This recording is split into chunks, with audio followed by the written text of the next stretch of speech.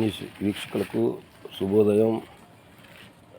నేను నిన్న చాట్ చేసిన గ్రూపుల్లోది నిజమే. నాకు అనుభవం జరిగింది కాబట్టి పెట్టాను. సాక్ష్యాలతో సహా నాకు ఆడున్నాయి. ఒక రోడ్డు క్రాసింగ్ వైర్లు కింద ఉన్నాయి.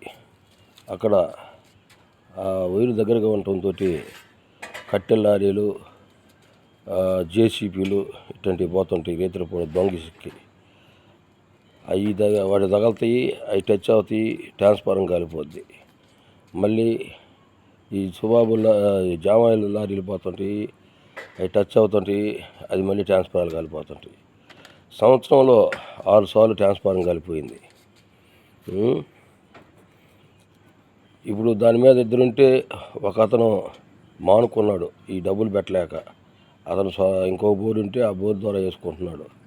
నేను ఒక్కడనే ఉన్నా దాని కింద.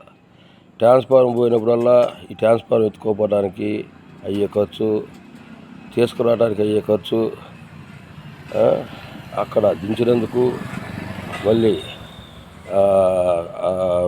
ఎక్స్ట్రా ఒక 3,000 డబ్బులు ఇచ్చి ట్రాన్స్ఫారాన్ని తీసుకొచ్చేది. ఒక ట్రాన్స్ఫారాన్ని ఒకసారి కాలిపోతే 6-7 వేల రూపాయలు పైన అయ్యేది ఖర్చు. 6 సార్లు కాలిపోతే ఎంత అయిందో ఒకసారి చూడండి. రైతుకు వచ్చే ఆదాయం ఎంత? పదే మొత్తుకున్నా, ఈ వైర్ని పైకి లాగండి అయ్యా, ఒక స్తంభం వేయండి అయ్యా అని. అయినా కూడా చలనం లేకపోయింది. నాకు జరిగిన అనుభవాన్ని నేను చాట్ చేశా. అక్కడ మంచినీళ్ళ స్కీమ్ ఉంది ఆ ఏరియాలోనే.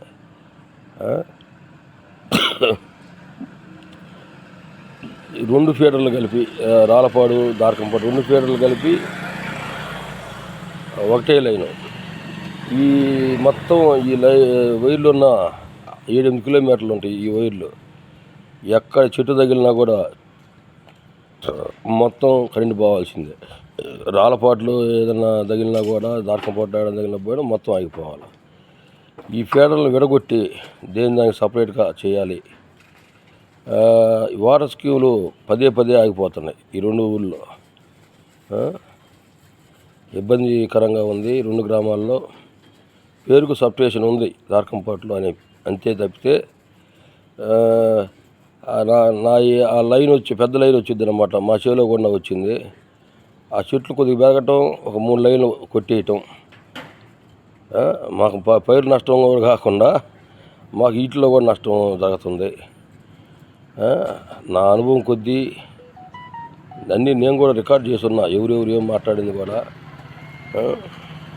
అది కూడా కావాలంటే రుజువులు కావాలంటే పెడతాను.